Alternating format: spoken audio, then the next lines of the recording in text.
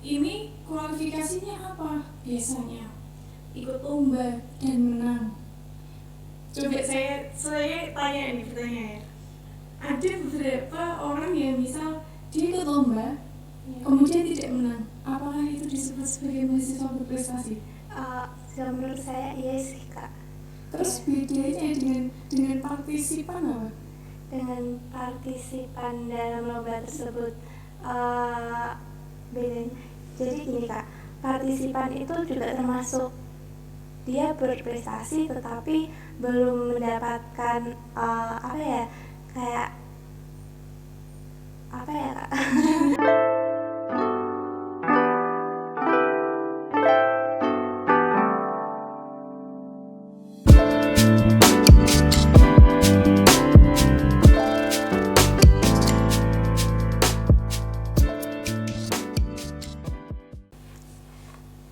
Halo, assalamualaikum sobat Popers podcast Perbankan Syariah. Bertemu lagi di podcast Perbankan Syariah bersama aku Denisa Azahra sebagai moderator kali ini. Nah, di podcast kali ini kita mendatangkan narasumber yang keren, yaitu Mbak Anindita. Assalamualaikum Mbak Anindita. Bagaimana kabarnya Mbak? Alhamdulillah, baik. Oh ya teman-teman, kita akan berkenalan terlebih dahulu ya dengan Mbak Anindita, karena kata pepatah itu tak kenal maka tak sayang. Untuk Mbak Anindita, silahkan memperkenalkan diri terlebih dahulu kepada teman-teman online di rumah. Oke. Nama saya Anindita Puswadianingrum. Saya lulusan dari IAIN Salatiga. Masih IAIN Salatiga, belum IAIN Salatiga. Saya jurusan Perbankan Syariah angkatan tahun 2016, lulusan tahun 2020, kemudian melanjutkan lagi di IAIN Salatiga lagi jurusan Ekonomi Syariah sampai sekarang. Karena belum wisuda. Berarti sarjana 2 ya Mbak? Iya. Oh ya. Sebelumnya Mbak Anindita ini kesibukannya sekarang selain kuliah apa? Kan kuliah sudah selesai sejak tahun kemarin, cuman belum wisuda karena wisudanya tertunda itu tadi. Nah, kalau kesibukannya sebelumnya, kalau hari ini saya nggak ada kesibukan apapun karena saya sudah resign karena kemarin saya sempat ngajar jadi guru di SMA. Oh, jadi guru di SMA Mbak? Ya. Itu kira-kira berapa bulan Mbak? Cukup lumayan lah. Lumayan. Waktu belum lulus. Untuk kali ini kita berbincang-bincang mengenai tips menjadi mahasiswa yang berprestasi di kesibukan perkuliahan, kerja, dan organisasi ya Mbak. Ngomong-ngomong nih Mbak, Mbak An itu sewaktu kuliah ikut organisasi apa aja sih? Nanti Mbak An bisa sharing mengenai masa mengikuti organisasi tersebut nih Mbak. Banyak. Jadi ada kalau organisasi yang di kampus, yang di intra kampus, saya nggak ikut UKM, tapi saya ada di Ormawa. Itu pernah di HMJ, zaman dulu namanya HMJ, sekarang dengan HMPS. Nah, HMJ Perbankan Syariah. Kemudian setelah itu saya naik lagi ke Dima Fakultas. Kemudian ada organisasi ekstra yang saya ikuti itu PMI. Kemudian ada organisasi daerah, itu organisasi mahasiswa Salatiga. Kemudian saya juga aktif di IPPNU Salatiga. Sampai sekarang Mbak? Kalau IPPNU sudah selesai tahun kemarin, sampai PC aja. Kemudian nih Mbak, sewaktu Mbak Anin masa perkuliahan, itu kan Mbak Anin juga mengikuti organisasi. Nah Mbak Anin juga mengikuti juga sambil kerja sampingan nggak sih Mbak? Iya, jadi dulu saya itu kerja itu sejak mulai semester 1. Sejak semester 1 hingga semester berapa? Sampai terakhir. Jadi yang terakhir saya kuliah itu bukan kerja yang terikat lagi, tapi saya mendirikan bisnis gitu. Bisnis kecil-kecilan ya mahasiswa gitu. Lumayan juga ya Mbak, bisa belajar kan. Iya. Kalau boleh tahu sewaktu Mbak Anin melaksanakan perkuliahan, terus organisasi, terus kerja. Nah itu tuh biasanya masalah-masalah apa sih yang sering terjadi? Masalah yang sering terjadi manajemen waktu. Iya, karena sering bertabrakan dengan semua organisasi yang saya ikuti. Di situ saya menjadi rata-rata jadi BPH, jadi pengurus harian. Kalau enggak ya jadi orang yang punya peran penting gitu dalam organisasi itu. Terus selain organisasi kan saya juga harus punya tanggung jawab ini untuk kuliah kan. Di kuliah itu tapi juga punya tanggung jawab untuk kerja karena kerjanya ikut orang kayak gitu. Nah selain itu dulu kan juga saya itu punya prinsip jadi mahasiswa ya harus yang beda gitu, nggak harus sama kayak teman-teman yang ya wis kuliah organisasi kerja tok selesai, itu enggak. Tapi saya juga aktif mengikuti beberapa perlombaan, jadi seringkali itu bertabrakan waktu. Maka dulu kalau saya bilang 24 jam bagi saya itu kurang gitu. Gitu sih. Lalu cara mengatasi permasalahan manajemen waktu itu dari Mbak Ani sendiri gimana Mbak? Belajar ya, karena yang pertama itu kan belajar dari kesalahan ya, kayak awalnya kewalahan kayak kok kayak gini ya, kayaknya ini terlalu berat. Karena dalam satu waktu saya itu saya cerita waktu semester 3 saya di HMJ, kemudian saya juga berada di PMI. Dua-duanya memiliki peran yang penting. Tapi saya juga di organisasi mahasiswa Salatiga. Saya juga jadi waktu itu di organisasi mahasiswa Salatiga saya jadi sekretaris. Tiga-tiganya kan saya punya pengaruh dan penting nih. Ketika ada acara, pernah ini tabrakan yang acara di PMI dengan HMJ ini bertabrakan. Kemudian saya harus kerja juga, ini gimana gitu, sedangkan kuliah saya juga kacau kan gitu, ini saya harus gimana. Akhirnya kan saya memprioritaskan mana yang lebih dulu, kemudian nanti yang lainnya mengikuti. Yang pertama berarti kan kuliah dulu, kuliah saya selesaikan, selesai kuliah saya langsung pergi ke tempat yang penting, yang kedua gitu ya. Semuanya nggak ada yang nggak penting, semuanya penting karena saya punya tanggung jawab di situ. Nah ini penting banget untuk kita berkomunikasi dengan partner kita, tim. Jadi kita harus sering-sering komunikasikan bahwa ini loh saya ini juga punya tanggung jawab di sini, ini ya tolong ya dibantu gitu. Karena kalau nggak ada komunikasi itu biasanya terjadi miss dan nanti di ujungnya nggak baik gitu. Gitu Mbak ya. Kemudian kan jika ikut organisasi di apalagi waktu itu perkuliahannya Mbak An itu offline ya Mbak. Offline. Nah itu kan juga kemarin dari aku pribadi nih juga pernah mengalami. Jadi gini, sewaktu jam pembelajaran itu ada rapat organisasi. Nah itu cara kita agar dapat izin dari dosen terkait pembelajaran tersebut itu bagaimana gitu? Izin ya, ini jadi problematika sebenarnya, karena gini ya, karena prioritas kan masing-masing, prioritas kan beda-beda. Ada yang punya perspektif bahwa prioritasnya lebih ke kuliah, ada yang mengatakan bahwa ini tuh lebih penting karena saya misal waktu mau PPAK kan, mau PPAK ini kan penting banget, kita harus rapat, kita harus bertemu dengan ini, menyiapkan ini itu. Prioritas, skala prioritasnya yang lebih tinggi itu yang mana? Itu kalau misalkan cuman rapat yang biasa aja, menurut saya lebih baik kuliah, karena dulu bagi saya jam kuliah itu penting gitu. Kuliah itu tetap nomor satu dan utama, karena kalau saya nggak kuliah, saya nggak akan bisa mengikuti semua organisasi itu. Nah jadi tanggung jawab saya yang pertama pada saat itu ya kuliah, tapi saya banyak ditentang gitu, banyak yang menentang saya, terutama anak organisasi kan kayak gitu, kayak ada yang bilang budak nilai, kayak ada yang bilang sok rajin dan lain sebagainya. Itu tergantung kita. Tapi kemudian karena kita mencoba untuk balancing lagi, kita di sisi akademik kita baik, kemudian nanti kita di organisasi juga bisa mengikuti. Karena kalau hanya di organisasi aja yang baik, saya kira akademik belum bisa mengikuti kayak gitu. Ini banyak kejadian, tapi ini menurut saya ya, menurut kacamata saya, kalau misal akademik kita baik, nantinya kita akan bisa mengikuti kemanapun, mau organisasinya, mau apanya, itu bisa.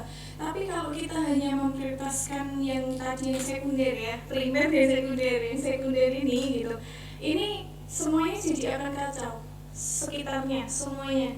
Jadi kalau kita hanya fokus di organisasi, kemudian kita melupakan tanggung jawab utama kita tadi, itu malah menurutku jadi blunder kayak gitu.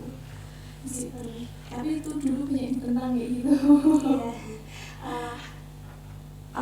Gini Kak, kan kadang kita juga kalau misalkan ikut organisasi terus sambil kerja itu kan juga pengen ngerasain perkuliahan nyaman lah kan. Nah terus tuh bagaimana sih tips supaya kita itu tetap enjoy ngerasain perkuliahan sementara kita juga di satu sisi mengikuti organisasi terus sambil kuliah, itu tuh gimana Kak? Jangan jadi beban. Jadi kayak lakuin semua hal itu secara ya udah senang hati gitu ya Kak. Karena ada ya beberapa orang yang kayak aku kerja karena kalau aku nggak kerja aku nggak bisa berkuliah katakanlah. Dengan itu dibuat beban kayak gitu. Nah organisasi hanya sebagai pelampiasan, paham nggak? Jadi kayak ada beberapa orang yang menganggap bahwa aku nih kalau nggak kerja nggak bisa kuliah, terus organisasi ini jadi tempat pelampiasan untuk aku melepas penat. Menurutku itu salah. Jadi ada balancing tadi loh. Kita harus semuanya bawa enjoy aja, jangan jadi beban.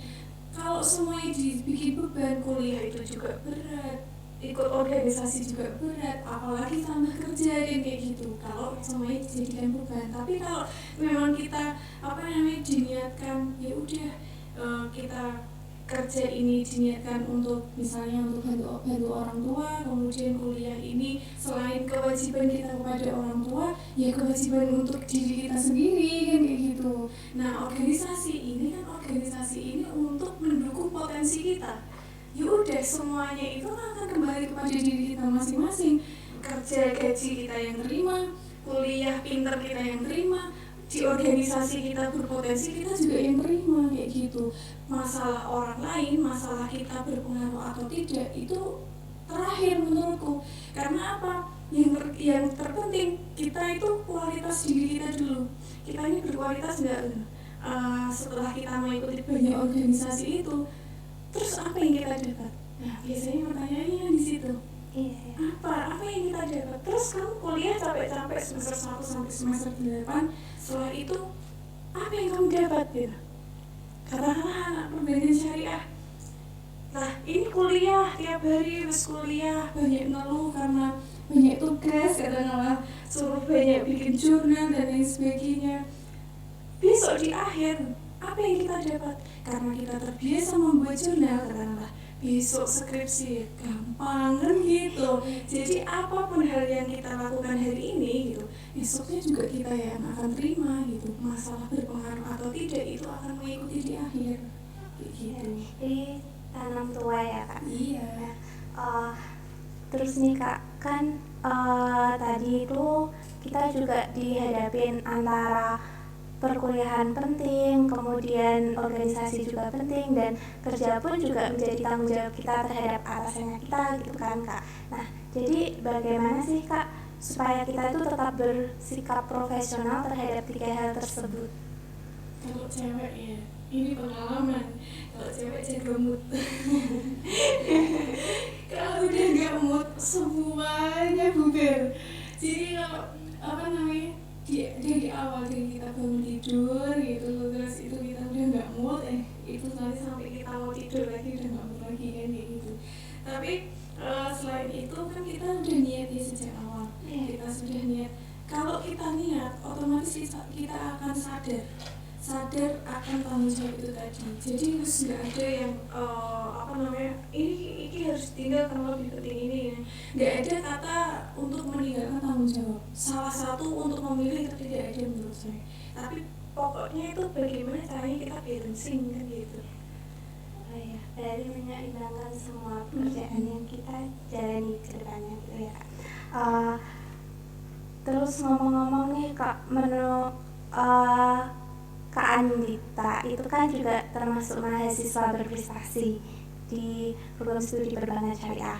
Nah, menurut Kak Andita sendiri, standar mahasiswa berprestasi itu bagaimana? Ini menarik pertanyaannya ya. Standar itu kan masuk kualifikasi ya. Iya. Kalau saya boleh bahas lebih dalamnya ini. Boleh Kak. Kalau gini, mahasiswa berprestasi yang seperti apa? Standar itu kan masuk kualifikasi. Kalau kita ngomong terkait dengan undang-undang ya, kualifikasi untuk menjadi mahasiswa berprestasi itu cukup dengan yang namanya IPK. Di atas 3,2, kalau enggak 3,3 kalau nggak salah. Ya. Cukup dengan itu. Tapi kemudian yang menurut saya menjadi menarik adalah standar mahasiswa berprestasi. Yang kayak apa? Berprestasi itu banyak dalam bidang apa? Karena prestasi itu kan luas ya. Iya. Ada yang dari akademik dan non akademik. Itu masih bisa dikualifikasikan masing-masing. Nah, kembali kita ke tujuan dari perguruan tinggi. Itu kan untuk menampung kompetensi para mahasiswa itu, menggali potensi, ya kan, sesuai dengan nantinya yang di ujungnya nanti akan diamalkan dari tridharma perguruan tinggi kan gitu. Nah, hal ini yang menurut saya menjadi kenapa harus dibuat kualifikasi.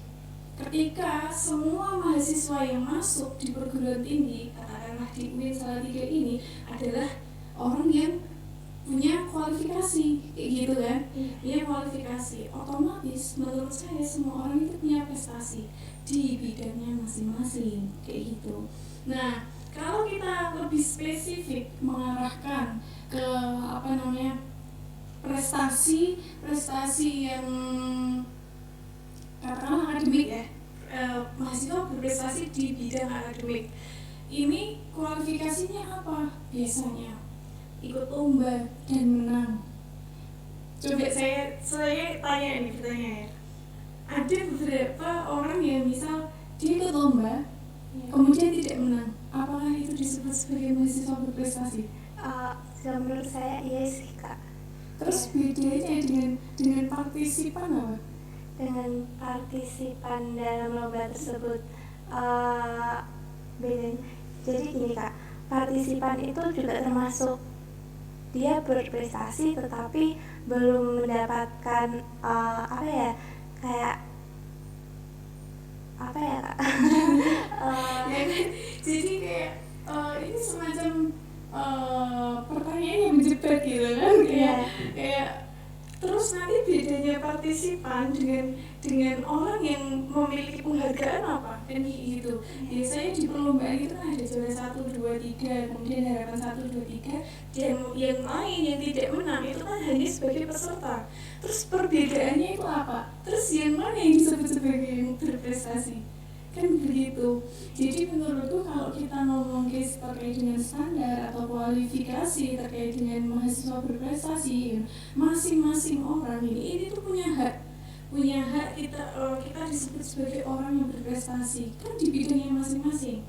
Misal orang-orang yang berada di HMPS ini ya, semua orang-orang ini, semua mahasiswa ini punya prestasi.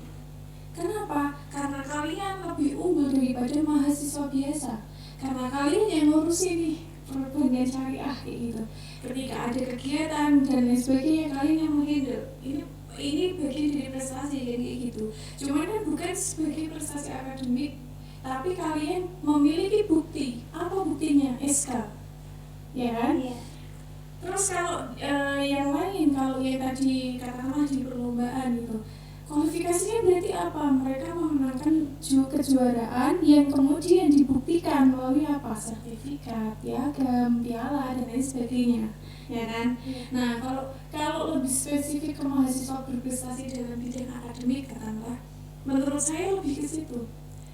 Jadi kalau orang yang hanya sebagai partisipan itu belum bisa dikatakan sebagai mahasiswa berprestasi. Kenapa? Karena katakanlah gini, saya mau ikut lomba sekali ya, baru sekali ikut lomba, kemudian ternyata saya nggak menang. Dengan nggak menangnya saya ini, saya disebut mahasiswa berprestasi. Nah, kemudian saya sombong nih, saya besar kepala, karena saya udah ikut lomba kayak gitu. Terus kan kamu hanya sebagai partisipan, yang penting saya jadi mahasiswa berprestasi kayak gitu. Jadinya kan aneh. Berarti kan bedanya dengan mahasiswa yang lain yang tidak mengikuti lomba itu adalah bentuk keberaniannya dia kayak gitu. Jadi menurutku nggak ada standar yang harus yang menjadi patokan gitu, karena di sini semua orang berhak untuk mempunyai prestasi apapun dalam bidang apapun, dalam bentuk apapun, tidak ada pengecualian, karena semua mahasiswa UIN Salatiga yang masuk di UIN Salatiga adalah mahasiswa yang berstandar, mahasiswa yang sudah terseleksi kayak gitu. Jadi kalian semua adalah orang yang berprestasi dengan masing-masing bidang gitu. Baik Kak, lalu Kak mengenai itu, kadang kan kita juga ingin berprestasi dalam hal akademik ya Kak, pengen nilai IPK-nya itu terus naik gitu, terus bagus sampai nantinya pas lulus tuh cum laude. Nah, kalau misalkan nih Kak, nilai kita itu naik turun, padahal kita kan udah rajin belajar gitu, udah berusaha buat gimana caranya buat naikin nilai setiap semesternya. Nah, itu tanggapan kakak mengenai nilai yang naik turun itu bagaimana? Wajar. ini bentuk suatu hal yang bisa dimaklumi gitu. Karena yang jelas masing-masing dari kita pasti kayak kita harus mempertahankan nilainya. Kalau enggak ya pokoknya harus naik, jangan sampai turun kayak gitu. Tapi kemudian apa yang kita yang kita lakukan selama 1 semester ini, hasilnya kan tidak akan membohongi. Nah, apalagi sekarang dosen hari ini, menurut saya dosen hari ini itu lebih fair gitu, karena benar-benar menilai mahasiswa dari potensinya dia gitu. Dia hari ini tuh memang benar-benar mumpuni nggak nih di mata kuliah ini kayak gitu. Jadi kalau zaman dulu ada tuh dosen yang baik banget untuk ngasih nilai gitu, nggak berangkat pun dikasih nilai A. Zaman dulu ada dosen yang kayak gitu. Tapi kemudian itu menurut saya malah menjadikan bumerang untuk kita sebagai mahasiswa ya. Karena gini, contoh misal ada satu mata kuliah A yang mana kita ini dapat nilai A. Ketika kita dibandingkan dengan mahasiswa di universitas lain atau di UIN atau di mana PTKIN gitu, di mata kuliah yang sama dia dapat B, tapi ternyata ketika kita diadu nih gitu, menang dia gitu, lebih berpotensi dia, itu akan jadi bumerang. Jadi kalau nilai, menurut saya kalau cari nilai itu bukan nilai yang hanya bagus, tapi nilai yang barokah. Nilai yang barokah itu yang gimana? Ya yang kita itu juga mumpuni di situ, dan jadi prosesnya nggak mengkhianati hasil kayak gitu. Jadi kalau naik turunnya itu hal yang wajar banget buat mahasiswa. Jangan kan siswa aja yang SD, SMP, SMA itu kan wajar banget punya anak turun kayak gitu. Jadi ya berusaha aja, memang begitu lika-likunya kalau kita belajar. Nggak semua itu harus selalu naik, nggak semua itu selalu harus lurus kayak gitu. Jalan aja ada belok kanan belok kirinya pasti ada rintangannya ya.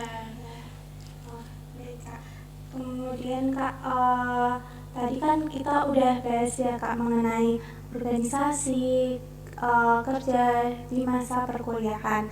Nah, anak perkuliahan yang sambil ikut organisasi, sambil ikut kerja itu tuh bisa nggak sih Kak disebut sebagai mahasiswa yang produktif di era perkuliahan? Bisa. Mahasiswa yang nggak produktif itu ya mahasiswa yang kluntrak wes. Jadi kalau mahasiswa yang kluntrak nggak punya kegiatan apapun, itu mahasiswa yang nggak produktif. Tapi mahasiswa produktif itu kan mahasiswa yang melakukan banyak hal gitu. nggak cuma satu hal ya, tadi kuliah ya organisasi, kuliah ya kerja gitu, itu kan pilihan masing-masing. Yang penting prioritasnya apa, kuliah gitu. Ingat, kalau kita nggak kuliah, kita nggak bisa mengikuti organisasi apapun yang ada di Unpal 3 ini gitu. Kayak dari Kak Anin sendiri, semangat kuliah Kak Anin itu dulu karena apa, Kak? Karena saya pengen lulus cepet. Lulus 3,5 tahun ya. Jadi gini ceritanya, dulu saya lulus SMA, dulu saya MA itu tahun 2015.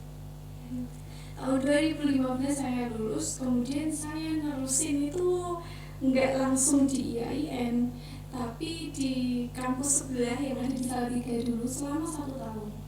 Nah kemudian saya nggak betah di situ ya, nggak betah karena memang dari awal bukan kemauan di sana ya. Terus banyak teman-teman yang membantu untuk akhirnya saya didaftarkan di IAIN Salatiga. Bahkan yang mendaftarkan itu teman-teman, saya nggak tahu dulu jurusan perbankan syariah itu apa. Beneran, sampai opak ya dulu, namanya bukan PPAK tapi opak. Sampai hari opak ini ki opo, seharian cuma duduk mendengarkan ceramah dari rektor, dekan dan lain sebagainya, pemateri itu. Membosankan. Dulu tuh opaknya 1 minggu, berangkatnya pagi-pagi jam 6 kan kayak gitu kan. Terus dalam waktu seminggu itu saya bosan banget. Kok kayak ngetok gitu. Kemudian minggu berikutnya saya sudah masuk perkuliahan kan. Di perkuliahan ini semakin membosankan. Karena apa? Di kelas saya dulu awal-awal itu rata-rata adalah mahasiswa yang umurnya di bawah saya. Oh iya, jadi Kak Anin dulu kan karena berkuliah di sebelah, jadi kayak saya mau lagi ya, di semester 1 kan gitu. Ini kelas ini semua rata-rata itu di bawah saya. Nah, karena perbedaan umur tadi ya, sebenarnya perbedaan umur itu cuma 1-2 tahun, tapi nggak tahu kenapa kok cara berpikirnya itu beda. Menurut saya pada saat itu teman-teman saya ini banyak yang kekanak-kanakan gitu. Nah, terus ketika misal ya di kelas kan ada nilai keaktifan ya. Nah sesuatu hal yang menurut saya nggak mutu gitu, yang presentasi iya materi apa iki kok aku takut ya apa gitu. Jadi itu paham ya maksudnya. Ketika saya dihadapkan dengan hal itu, menurut saya itu jadi lucu gitu. Dulu ketika saya di kampus sebelah itu benar-benar secara kualifikasi pendidikan itu sangat baik. Kenapa? Karena dulu saya masuknya di kelas internasional. Setiap hari berbasis bahasa Inggris, apapun pakai bahasa Inggris. Kemudian kita bicara dengan teman pun harus pakai bahasa Inggris gitu. Nah, ada hampir rata-rata dosen yang mengajar di kelasku waktu itu memberikan semacam pretest. Kalau pretest itu kan biasanya tertulis ya. Kalau si dosenku yang di kampus sebelah itu dulu nggak gitu.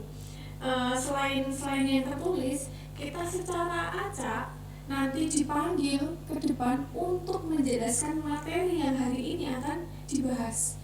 Secara otomatis semua mahasiswa di situ sudah memahami. Kemudian kita suruh presentasi. Ketika dulu saya berpresentasi di kampus sebelah, PowerPoint ya namanya PowerPoint, semuanya poin-poin gitu. Bedanya kalau di sini makalah di copy paste. Nah kemudian ketika presentasi, kalau di sini orang tuh baca presentasi. Waktu saya dulu itu nggak boleh, kamu bawa buku pun nggak boleh, hanya boleh selembar kertas tok 1 lembar yang benar-benar bersih, itu pun hanya untuk menampung pertanyaan. Jadi benar-benar kita ini kayak cosplay menjadi dosen gitu ya. Kita benar-benar harus memahami, kita menguasai si materi ini. Nah perbedaannya kan di sini ya, di minggu kedua perkuliahan kan sudah mulai presentasi tuh. Ini yang membuat saya kok gini, kok beda kayak gitu. Nah terus dulu ketika saya aktif di perlombaan itu menjadi hal yang aneh untuk di lingkungan IAIN Salatiga. Jadi disitulah wah saya nggak betah nih gitu, saya nggak betah nih kalau terus-terusan gini. Kalau saya mau pindah gitu, ya emang waktunya, karena saya sudah sampai semester 3 mau ngulang lagi dari semester 1 kan gitu. Nah akhirnya saya kayak punya tekad untuk aku harus lulus cepat. Nah di samping itu orang-orang yang menjadi penyemangat saya waktu itu adalah anak-anak organisasi. Dulu temanku bilang, "Wis biar bosan kuliah tuh, ayo melu organisasi, melu apa?" Nah pertama kali yang saya ikuti itu adalah PMII kayak gitu. Kan banyak sekali kegiatan tuh dulu. Kegiatannya banyak sekali, setiap hari berkumpul dengan teman-teman kita ya having fun gitu. Jadi semuanya dibawa seneng kan gitu kan. Jadinya apa yang tadinya yang kelihatan bosan jadi menyenangkan. Nah di situ, tapi kemudian tetap ada prinsipnya, aku harus lulus cepat gitu. Teman-teman online, kita kan juga udah banyak sharing-sharing nih dari Kak Anindita. Nah dari Kak Anindita ini ada nggak sih Kak kata motivasi atau closing statement buat teman-teman yang ada di rumah gitu Kak? Apa ya? Inilah intinya, kalau hal yang saya pegang sejak awal saya masuk perkuliahan itu tetap menjadi manusia yang berbeda. Jangan sampai kita itu jadi manusia yang nggak punya prinsip, ikut kesana kemari, tapi kita nggak punya prinsip, sehingga yang membuat kita berbeda, yang tahu kualifikasi atau kualitas diri kita itu diri kita masing-masing, pengaruhnya nanti di belakang kayak gitu. Nah hal ini itu ternyata menjadi suatu kebenaran di kemudian hari. Ini versi saya ya. Dulu ketika saya berbeda, saya nggak pernah tuh dulu kumpul-kumpul ketika di kampus jalan bareng-bareng sama teman geng gitu, saya nggak pernah. Saya selalu jalan sendirian karena saya nggak punya teman dekat. Kenapa? Karena nggak ada yang sepemikiran gitu. Nah saya yang beda ini, saya yang dikucilkan, tapi ternyata hari ini saya bisa memberi sharing sama kalian kayak gitu. Jadi ini perjalanan yang panjang. Jadi jangan sampai di tengah-tengah kalian menyerah hanya karena kalian itu dikucilkan kayak gitu. Ini aja sih. Bagus sekali ya teman-teman closing statement dari Kak Anindita ini. Sebelumnya aku mau ucapin banyak terima kasih nih Kak, karena Kak Anin udah meluangkan waktu buat sharing-sharing bersama podcast Perbankan Syariah. Semoga kedepannya juga bakalan ada season yang baru lagi, dan mungkin juga dari Kak Anin lagi, semoga ya Kak. Dan mungkin cukup dari aku sebagai pembawa podcast hari ini. Teman-teman yang ada di rumah tetap stay tune ya dengan episode-episode selanjutnya. Terima kasih dari aku. Wassalamualaikum warahmatullahi wabarakatuh.